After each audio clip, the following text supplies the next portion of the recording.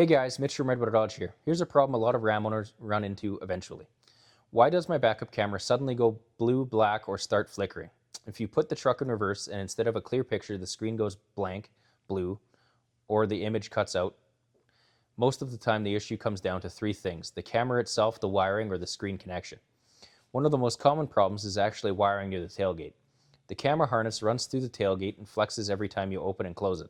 Over time, those wires can get worn out, pinched, or partially broken, which causes the signal to drop in and out. Cold weather can make things worse too. In colder climates, wiring, insulation, and connections can get stiff, and sometimes that makes an already weak connection start acting up.